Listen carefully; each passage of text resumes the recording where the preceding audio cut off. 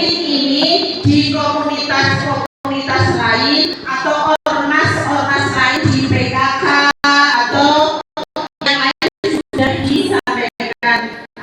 Tapi di Muslimat memang masih baru Ibu.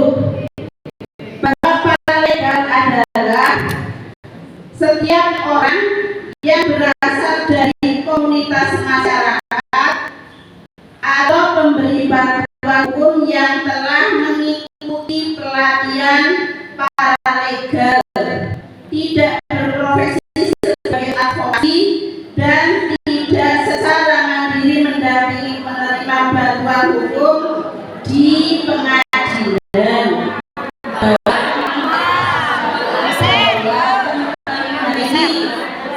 Niku carane kula mbok salah Bu. Nggih, dan kula pada intinya Bu, paralegal itu ada di bidang hukum dan advokasi yang intinya Bu, di lingkungan panjenengan kadang bahkan sekarang banyak sekali di lingkungan kita masyarakat yang terkena kasus hukum napa mboten Bu?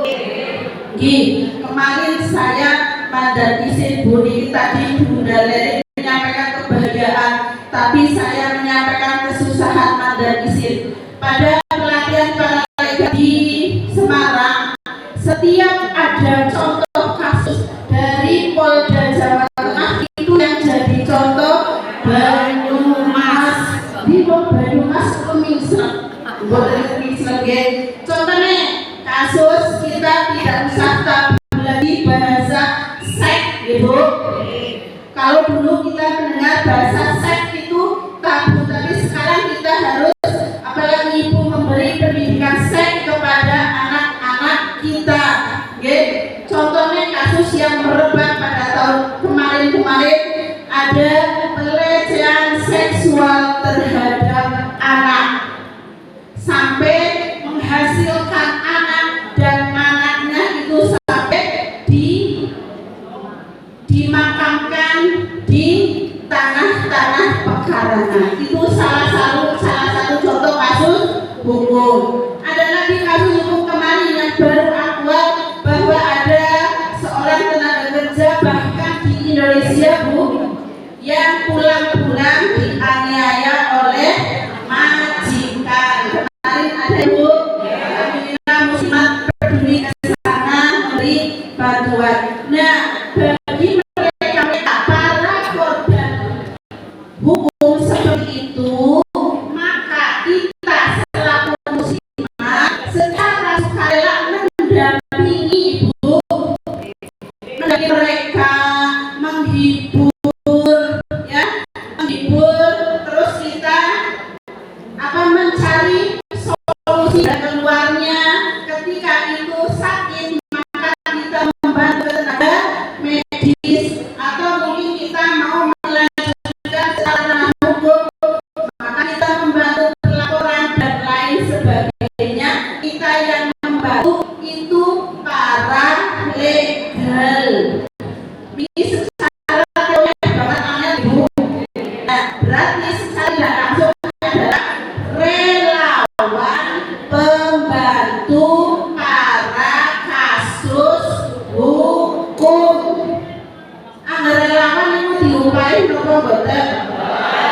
Boten. Dan ini betul-betul relawan. Padahal di ranting atau di PAC panjenengan banyak sekali tetangga-tetangga kita yang mengalami kasus seperti itu.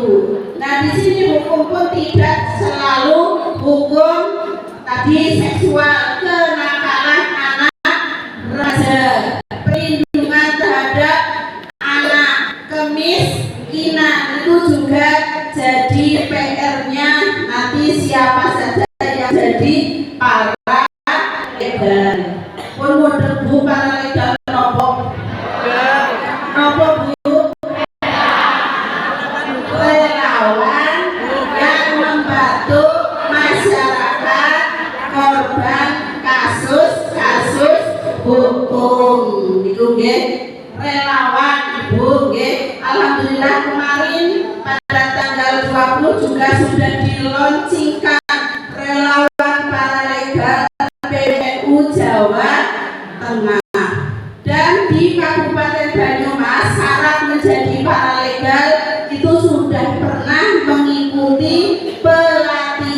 para legal. Dan alhamdulillah di Kabupaten Banyumas baru ada 2 orang yang pernah mengikuti dari Muslimat cabang Banyumas. Jadi banyak sekali ya. Pada kesempatan ini kita dari PC Muslimat NU Kabupaten Banyumas untuk segera mengirimkan 10 orang anggotanya untuk mengikuti pelatihan paralegal di tingkat PP. Bilang ya, 10 orang. Pimpinan pusat Muslimat.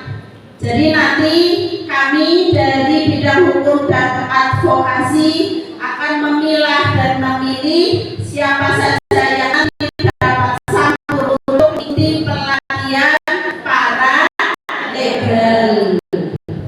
Nah, ini para legal hasil Zoom kemarin ini hari Jumat, Zoom jam 2 siang sampai jam 4, bahwa para legal ini sekarang dari PPHN ya sudah memberikan lampu bahwa panjenengan ketika di desa panjenengan sudah ada tim paralegal, maka di balai desa atau kantor kelurahan itu harus ada ruangan atau meja bantuan hukum, dan di meja itu harus ada iklannya atau ada bannernya meja bantuan hukum. Itu seperti itu. Sudah nanti ke depannya setelah ada pelatihan maka akan ada tindak lanjut tentang paralegal atau aktivitas paralegal di Kabupaten Banyumas. Ibu yang saya hormati, ini di sini juga nanti paralegal sih tugasnya apa, Bu? Nanti setelah pelatihan ini ya, bahwa paralegal tugasnya yang pertama yaitu menginformasikan informasi tentang hukum. Yang kedua yaitu mengadvokasi. Yang ketiga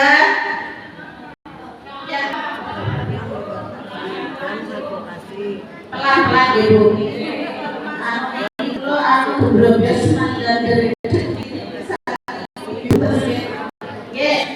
tugas paralegal atau para bantuan hukum yang pertama menginformasikan tentang hukum. Yang kedua advokasi. Yang ketiga rujukan. Yang keempat mediasi.